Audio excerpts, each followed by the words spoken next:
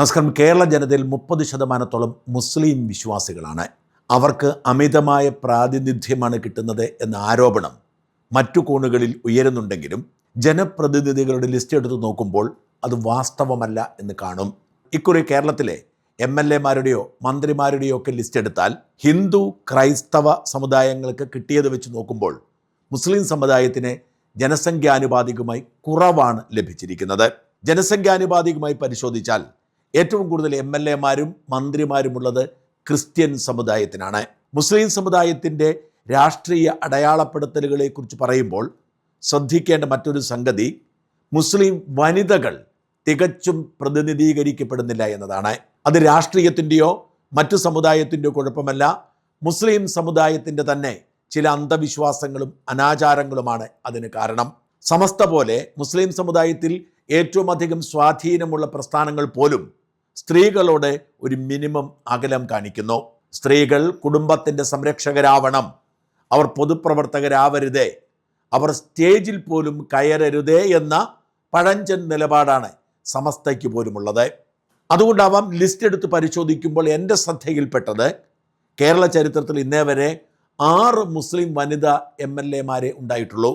ഐഷ ബായി, നബീസ ബീവി, Nabeesa ഉമ്മാൾ, K Saleekha, Shanimol Usman, ഇപ്പോൾ ഫാത്തിമ തെഹ്ലിയും.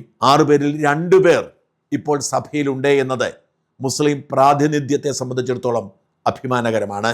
മുസ്ലിം പ്രാതിനിധ്യം ഇങ്ങനെ കുറഞ്ഞു പോകാൻ പ്രധാന കാരണം മുസ്ലിം ലീഗ് സ്ത്രീകൾക്ക് സീറ്റ് കൊടുക്കാത്തതാണ്. 2026 ഒരു ഹിന്ദു സ്ത്രീക്കും ഒരു മുസ്ലിം സ്ത്രീക്കും മുസ്ലിം ലീഗ് സ്ഥാനാർത്ഥിത്വം കൊടുത്തു. അതിൽ ഹിന്ദു സ്ത്രീ തോറ്റുപോയെങ്കിലും മുസ്ലിം യുവതി വിജയിച്ചു. ഒരിക്കലും വിജയിക്കാൻ ഇടയില്ലാത്ത പേരാമ്പ്രയിൽ 5000-ലധികം വോട്ടുകളുടെ ഭൂരിപക്ഷത്തിലാണ് ഫാത്തിമ തെഹ്ലിയ വിജയിച്ച് കയറുന്നത്. ഇത് കേരളത്തിലെ മുസ്ലിം സ്ത്രീകളുടെ നവോത്ഥാന ചരിത്രത്തിലെ ഏറ്റവും നിർണായകമായ ഒരു നാഴികക്കല്ലായി അവശേഷിക്കും. ഇന്നലെ ഫാത്തിമ തെഹ്ലിയ നിയമസഭയിലെ ചോദ്യോത്തരവേളയിൽ പങ്കെടുത്തുകൊണ്ട് ചോദ്യം ചോദിച്ചപ്പോൾ അത് ചരിത്രമായി മാറി. ഫാത്തിമയ്ക്ക് ഒരുപാട് പ്രത്യേകതകളുണ്ട്. മുസ്ലിം ലീഗ് എന്ന മുസ്ലിം സമുദായത്തിൻ്റെ രാഷ്ട്രീയ പാർട്ടിയിൽ നിന്നും ആദ്യമായി കേരള നിയമസഭയിൽ എത്തുന്നത് തെഹ്ലിയാണ്. MSF-ന്റെ ദേശീയ നേതാവായി പ്രവർത്തിച്ചിട്ടുണ്ട്. ഹരിത എന്ന പ്രസ്ഥാനത്തിൻ്റെ തലപ്പത്തുണ്ടായിരുന്നു. വാക്ചാതുരിയിൽ ഫാത്തിമ തെഹ്ലിയെ തോൽപ്പിക്കാൻ മുസ്ലിം സമുദായത്തിന് അകത്തോ പുറത്തോ ഉള്ള ഒരു സ്ത്രീക്കും കഴിഞ്ഞെന്ന് വരില്ല.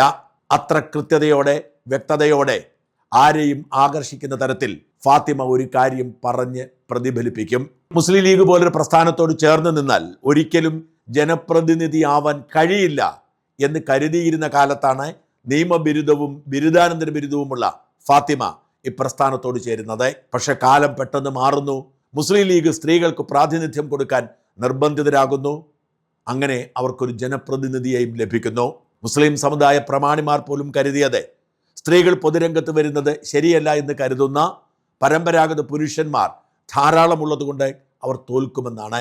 പക്ഷെ എന്നിട്ടും സ്ത്രീകളും പുരുഷന്മാരും ആവേശത്തോടെ വോട്ട് ചെയ്തപ്പോൾ 25,000-ലധികം വോട്ടുകളുടെ ഭൂരിപക്ഷത്തിൽ CPM ജയിച്ചുകൊണ്ടിരുന്ന പേരാമ്പ്ര കീഴടക്കി ഫാത്തിമ തെഹ്ലിയ. അതിമനോഹരമായി പുഞ്ചിരിക്കുന്ന മനോഹരമായ കണ്ണുകളുള്ള ഫാത്തിമ തെഹ്ലിയയുടെ ഏറ്റവും വലിയ പ്രത്യേകത, ഇതിനു മുമ്പ് നിയമസഭയിൽ എത്തിയിട്ടുള്ള മുസ്ലിം MLA-മാരിൽ നിന്നും വ്യത്യസ്തമായി വസ്ത്രധാരണത്തിൽ പോലും അവർ മുസ്ലിം പാരമ്പര്യം കാത്തു സൂക്ഷിക്കുന്നു എന്നതാണ്. നമുക്കറിയാം, പൊതുപ്രവർത്തകരായ മുസ്ലിം സ്ത്രീകൾ അവർ വിശ്വാസികളാണെങ്കിൽ അവരുടെ സാരിയുടെ തുമ്പ് അവർ തലമുണ്ടായി ഉപയോഗിക്കും. ക്രൈസ്തവ സ്ത്രീകൾ കുർബാനയ്ക്ക് പോകുമ്പോൾ ഉപയോഗിക്കുന്നത് പോലെ. അതിനപ്പുറത്തേക്ക് പർദ്ദയോ അല്ലെങ്കിൽ മുഖം മറയ്ക്കുന്ന മഫ്തയോ ഒന്നും അവർ ധരിക്കാറില്ല. എന്നാൽ ഫാത്തിമ തെഹ്ലിയ അങ്ങനെയല്ല. അവരുടെ വസ്ത്രധാരണം ചിട്ടയോടുകൂടിയുള്ളതാണ്. അവരുടെ മുഖവും കണ്ണും മാത്രമേ കാണാൻ കഴിയൂ. പിരികത്തിനപ്പുറത്തേക്ക് മുഖം പോലും കാണാൻ കഴിയില്ല. നെറ്റി മുഴുവൻ കാണാൻ കഴിയില്ല. ചെവി മറച്ചിരിക്കും. കഴുത്തിൻ്റെ ഒരു ഭാഗവും പുറത്ത് കാണാറില്ല. കൈപ്പത്തി വരെ വസ്ത്രം മറഞ്ഞിരിക്കും. അതേസമയം ഫാത്തിമയുടെ വസ്ത്രധാരണം പരിശോധിച്ചു നോക്കുക. ഒരിക്കലും അത് അവർക്ക് ചേരാത്തതായി നമുക്ക് അനുഭവപ്പെടില്ല. അവർ അവരുടെ കഴുത്തിൽ ചുറ്റി തലയും മറ്റ് ശരീരഭാഗങ്ങളും ഒക്കെ മറയ്ക്കുന്ന ആ മഫ്ത, അതിൻ്റെ അഴക് ഒന്ന് വേറെ തന്നെയാണ്. ഫാത്തിമയെ കാണുന്ന ആരും ആദ്യം നോക്കുന്നത് അവരുടെ മഫ്തയിലാണ്. അതെപ്പോഴും ധരിക്കുന്നത് കൃത്യതയോടെ വെടിപ്പോടെ ഒരേ രീതിയിൽ. ഓരോ തവണയും അവരെ നമ്മൾ കാണുന്നത് വ്യത്യസ്തമായ മഫ്ത ധരിച്ച്, അതും വളരെ കൃത്യമായ ഫാഷൻ സെൻസോടെ. അതായത് പരമ്പരാഗത വസ്ത്രം ധരിക്കുകയും അത് ഭംഗിയായി ഇരിക്കണമെന്ന് ഉറപ്പാക്കുകയും അതിൽ ആർക്കും പഴി പറയാൻ കഴിയാത്ത വിധം കൃത്യത ഉണ്ടാവുകയും ചെയ്യുന്നു എന്നത് തന്നെയാണ് അവരുടെ വസ്ത്രധാരണത്തിന്റെ പ്രത്യേകത. വി.ഡി. സതീശന് ഇല്ലാത്ത മുടി വൃത്തിയായി കറപ്പിച്ച് ഭംഗിയായി ചീകി ഒതുക്കി ഉണ്ടേ എന്ന് തോന്നിക്കുന്ന അതേ രീതിയിൽ തന്നെയാണ് ഫാത്തിമ തെഹ്ലിയ തൻ്റെ മഫ്ത ധരിക്കുന്നത്. ഇത് ഇത്രയും കൃത്യമായി പറഞ്ഞത് ഇങ്ങനൊരു ഇസ്ലാമിക വേഷത്തിൽ കേരള നിയമസഭയിൽ ആദ്യമായി പ്രസംഗിക്കുന്ന ആളാണ് ഫാത്തിമ തെഹ്ലിയ എന്ന് ചൂണ്ടിക്കാട്ടാനാണ്. ഫാത്തിമ തൻ്റെ സ്ത്രീ എന്ന അസ്തിത്വം നിലനിർത്തുമ്പോൾ തന്നെ ഇസ്ലാം എന്ന അസ്തിത്വത്തിലും വിട്ടുവീഴ്ച ചെയ്യാതെ പൊതുസമൂഹത്തിന് മാതൃകയാവുന്നു, പ്രചോദനമാകുന്നു. ഇന്നലെ അവർ സഭയിൽ പ്രസംഗിക്കാൻ എണീറ്റപ്പോൾ ഉണ്ടായ നിശബ്ദത, പ്രസംഗത്തിന് ശേഷം ലഭിച്ച കയ്യടിയൊക്കെ തെളിയിക്കുന്നത് ഈ സമൂഹത്തിന് ഫാത്തിമയോടുള്ള ആദരവ് തന്നെയാണ്. ഫാത്തിമ രാഷ്ട്രീയ എതിരാളികളെ പഞ്ഞിക്കിടാൻ വേണ്ടിയല്ല തനിക്ക് കിട്ടിയ അവസരം ഉപയോഗിച്ചത്. നമ്മൾ ഇതിനു മുമ്പ് ആവേശത്തോടെ കത്തിക്കയറി എന്നൊക്കെ പറയുന്നത് പലപ്പോഴും രാഷ്ട്രീയ എതിരാളികളെ പഞ്ഞിക്കിടുമ്പോഴാണ്. ഫാത്തിമ ചോദ്യോത്തരവേള ഉപയോഗിച്ചത് ശ്രദ്ധേയമായൊരു ചോദ്യത്തിനാണ്. ഓപ്പറേഷൻ തൂഫാൻ യഥാർത്ഥത്തിൽ കേരളത്തിലുള്ള മുഴുവൻ സ്ത്രീകൾക്കും ഒരു ആശ്വാസമായി മാറി എന്നുള്ളത് വളരെ സന്തോഷപൂർവ്വം തന്നെ ഈ സഭയെ അറിയിക്കാൻ ആഗ്രഹിക്കുകയാണ്. സർ, സ്വാഭാവികമായിട്ട് ഇത്തരത്തിലുള്ള വിഷയങ്ങൾ വരുമ്പം പൊതുവിലെടുക്കാറുള്ള നിലപാട് ബോധവൽക്കരണം എന്നുള്ളതാണ്. സംസ്ഥാന സർക്കാർ പലപ്പോഴും ഈ വിഷയങ്ങളിൽ തങ്ങളുടേതായിട്ടുള്ള ഇടപെടലുകൾ നടത്താൻ മറന്നു പോകുമ്പം ഇത് ഒരു വലിയ ഓപ്പറേഷൻ തൂഫാൻ എന്നുള്ള രൂപത്തിൽ ആളുകളുടെ ഇടയിലേക്ക് തങ്ങളുടെ ദൗത്യം കൂടി ഏറ്റെടുത്ത് മുന്നോട്ട് പോകുന്നതിൽ വളരെയധികം സന്തോഷിക്കുകയും സംസ്ഥാന സർക്കാരിന് ആ വിഷയത്തിൽ അഭിനന്ദിക്കാനും ആഗ്രഹിക്കുകയാണ്. ഫാത്തിമയുടെ ചോദ്യം ഉയർത്തുന്നത് ശ്രദ്ധേയമായ ചില വിഷയങ്ങളാണ്. ഓപ്പറേഷൻ തൂഫാൻ ലഹരി വേട്ടയാണ്. ലഹരി വേട്ട പുരുഷന്മാരുടെ മാത്രം ഇടപാടല്ല, അത് സ്ത്രീകളുടെ കൂടി ഇടപാടാണ് എന്ന് ഫാത്തിമ തെളിയിക്കുന്നു. ഇതിൻ്റെ പ്രധാന കാരണം ഒന്ന്, ഈ പുതിയ തലമുറ ലഹരി കൈകാര്യം ചെയ്യുമ്പോൾ അതിന് ആൺ പെൺ വ്യത്യാസമൊന്നുമില്ല, സ്ത്രീകളും അതിലുണ്ട്. അതിനൊക്കെ അപ്പുറം ഒരു പുരുഷനാവട്ടെ സ്ത്രീ ആവട്ടെ ലഹരിക്ക് അടിമപ്പെടുമ്പോൾ അതിന് കാരിയറാകുമ്പോൾ ഇതിന് ദുരിതം അനുഭവിക്കേണ്ടി വരുന്നത് ആ പുരുഷന്റെയോ സ്ത്രീയുടെയോ വീട്ടിലുള്ള സ്ത്രീകളാണ്. പുരുഷന്മാരെക്കാൾ ദുരിതം അനുഭവിക്കുന്നത് അമ്മമാരും ഭാര്യമാരും പെങ്ങന്മാരുമാണ്. അതുകൊണ്ട് ഓപ്പറേഷൻ തുഫാൻ സ്ത്രീകളുടെ കൂടെ പ്രശ്നമാണ്. എന്നിട്ട് ചോദിക്കുന്നു ശ്രദ്ധേയമായൊരു ചോദ്യം, ഇവിടെ ഓടി നടന്ന് പിടിക്കുന്നുണ്ട്, പക്ഷേ ഇതിൻ്റെ വരവ് കടലിലൂടെയും ആകാശത്തിലൂടെയും ട്രെയിനിലൂടെയും ഒക്കെയുമാണ്.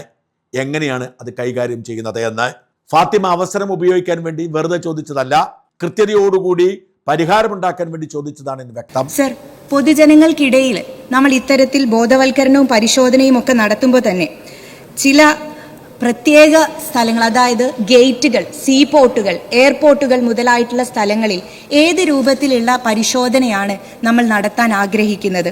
ഇപ്പോൾ കഴിഞ്ഞ സർക്കാരിൻ്റെ സമയത്ത് കൊച്ചിൻ സീപോർട്ടിൽ മെത്താംഫെറ്റമൈൻ എന്ന് പറയുന്ന മയക്കുമരുന്ന് പിടിക്കപ്പെട്ടപ്പോൾ അത് പരസ്യമായി ആളുകളുടെ മുമ്പിൽ പ്രദർശിപ്പിക്കുകയും ആ പ്രദർശിപ്പിക്കപ്പെട്ട വസ്തുക്കളെ മാധ്യമപ്രവർത്തകർക്കും പൊതുജനങ്ങൾക്കും കൈകാര്യം ചെയ്യാൻ പറ്റുന്ന രൂപത്തിൽ നിർലോഭം ആളുകൾക്ക് സൗജന്യമായി അതെടുത്ത് കൊണ്ടുപോകാനുള്ള രൂപത്തിൽ, പാകപ്പെട്ട രൂപത്തിൽ ഡിസ്പ്ലേ ചെയ്യുന്നതും ശ്രദ്ധയിൽപ്പെട്ടിട്ടുണ്ടായിരുന്നു. പിന്നീട് അതുമായി ബന്ധപ്പെട്ടിട്ടുള്ള കേസുകൾ പരിശോധിച്ചു നോക്കുമ്പം പല കേസുകളിലും NDPS കോടതികളിലേക്ക് എത്തുമ്പം പിടിക്കപ്പെട്ട ക്വാണ്ടിറ്റിയും അവിടെ നിന്ന് കോടതിയിലേക്ക് എത്തുന്ന ക്വാണ്ടിറ്റിയും തമ്മിലുള്ള വ്യത്യാസം ഒക്കെ ആ സമയങ്ങളിലൊക്കെ ആയിട്ട് ശ്രദ്ധിക്കപ്പെട്ടിട്ടുണ്ട്. അപ്പം ഇത്തരത്തിലുള്ള കേസുകളിൽ എങ്ങനെയാണ് സാധാരണക്കാർക്കോ മാധ്യമപ്രവർത്തകോ ഒരു പക്ഷേ അതിനെക്കുറിച്ച് അറിവുണ്ടാവണമെന്നില്ല, പക്ഷെ ഉദ്യോഗസ്ഥന്മാർക്ക് കൃത്യമായിട്ടും ഇത്തരത്തിലുള്ള വസ്തുക്കൾ പിടിക്കപ്പെട്ടാൽ ഏത് രൂപത്തിലാണ് അത് കൈകാര്യം ചെയ്യേണ്ടത് എന്നുള്ളതിനെ കുറിച്ചിട്ടുള്ള പ്രോട്ടോകോൾ നൽകിയിട്ടുണ്ടോ? അതെങ്ങനെയാണ് നടപ്പിലാക്കാൻ ഉദ്ദേശിക്കുന്നത്? അപ്പോൾ തന്നെ രമേശ് ചെന്നിത്തല മറുപടിയും പറഞ്ഞു. ശ്രദ്ധേയമായൊരു ചോദ്യം. കേന്ദ്ര സർക്കാരിന്റെ സഹായത്തോടെ ഇത് പൂർത്തിയാക്കാൻ കഴിയൂ എന്ന് വിശ്വസിക്കുന്നത് ഇതുകൊണ്ടാണ്. അഫ്ഗാനിസ്ഥാനിൽ നിന്ന് പാകിസ്ഥാൻ വഴി ഇവിടേക്ക് എത്തുന്നു, അല്ലെങ്കിൽ പാകിസ്ഥാനിൽ നിന്നും അഫ്ഗാനിസ്ഥാൻ വഴി ഇവിടേക്ക് എത്തുന്നു. ഇതൊക്കെ തടയണമെങ്കിൽ കേന്ദ്ര സർക്കാരിന്റെ സഹായം വേണം. ബഹുമാനപ്പെട്ട പേരാമ്പ്ര മെമ്പർ വളരെ പ്രസക്തമായ ഒരു രണ്ട് കാര്യങ്ങളാണ് സാർ ഇവിടെ പറഞ്ഞത്. ഒന്ന് സാർ, നമ്മൾ ഇത് തടയാൻ ആകാശത്തിലൂടെയും കരയിലൂടെയും കടലിലൂടെയും വ്യാപകമായ തോതിൽ, അത് ട്രെയിനിലൂടെയും വ്യാപകമായ തോതിലാണ് ഈ മയക്കുമരുന്നുകൾ വന്നുകൊണ്ടിരിക്കുന്നത്.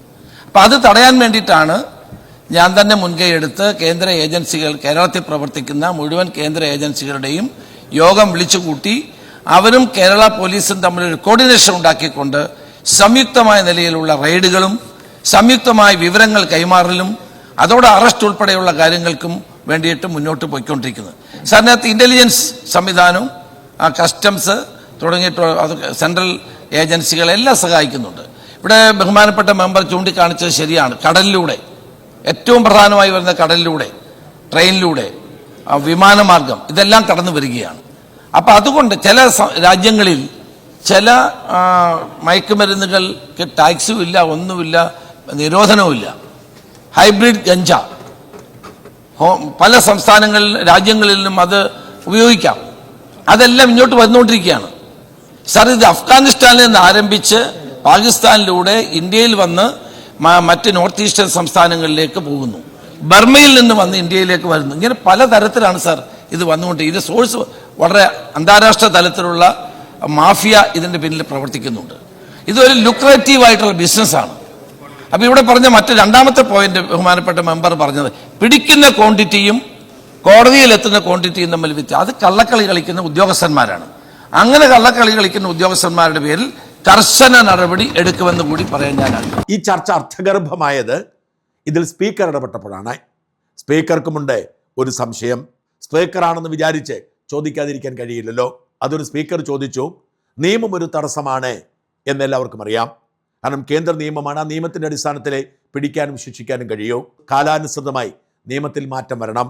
പ്രത്യേകിച്ച് ലഹരിയുടെ അളവുമായി ബന്ധപ്പെട്ട്, ഉദാഹരണത്തിന് 1 കിലോഗ്രാമിൽ താഴെ കഞ്ചാവുമായി ഒരാളെ പിടികൂടിയാൽ അയാളെ അറസ്റ്റ് ചെയ്ത് ജയിലിലടയ്ക്കാൻ കഴിയാത്ത സാഹചര്യമുണ്ട്.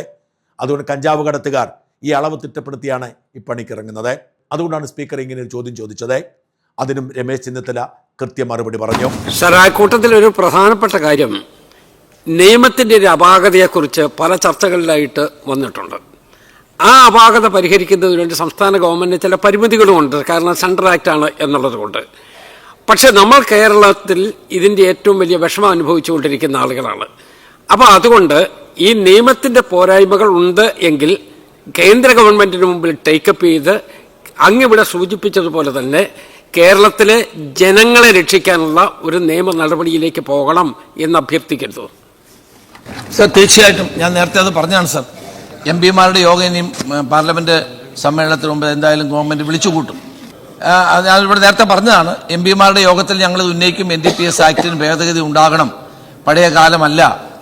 ഇന്ന് വ്യാപകമായി, കേരളം മാത്രമല്ല ഇന്ത്യയിലെ എല്ലാ സംസ്ഥാനങ്ങളും, സർ, ജമ്മു കാശ്മീരിൽ അവിടുത്തെ മുഖ്യമന്ത്രിയും ഗവർണറും ഒരുമിച്ചിറങ്ങിയിട്ടാണ് ഈ ഇത്തരത്തിലുള്ള ഒരു ഹണ്ട് നടത്തിയത്.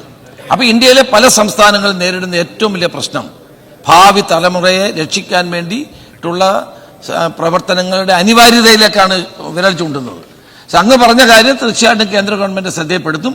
എംപിമാരോട് ഞങ്ങൾ ആവശ്യപ്പെടും കേന്ദ്രത്തിൽ സമ്മർദ്ദം ചെലുത്തുക എന്നുള്ളതല്ലാതെ സംസ്ഥാന ഗവൺമെന്റ് കേന്ദ്ര ആക്ടിൽ ഭേദഗതി വരുത്താനോ ഒന്നും ചെയ്യില്ലെന്ന് അങ്ങേക്ക് അറിയാവുന്ന കാര്യമാണ്. എന്തായാലും ഫാത്തിമ തെഹ്ലിയ എന്ന യുവ വനിതാ MLA, ലീഗിന്റെ പ്രതിനിധി, കേരള നിയമസഭയിൽ ചരിത്രം കുറിച്ചിരിക്കുന്നു. അവരുടെ ശ്രദ്ധേയമായ ഇടപെടൽ ഇനിയും ആവർത്തിക്കട്ടെ. അങ്ങനെ മുസ്ലിം സമുദായത്തിൽ സ്ത്രീകൾ കൂടുതൽ രാഷ്ട്രീയത്തിലേക്ക് വരട്ടെ എന്ന് പ്രാർത്ഥനയോടെ ആഗ്രഹിക്കുന്നു, ആശംസിക്കുന്നു.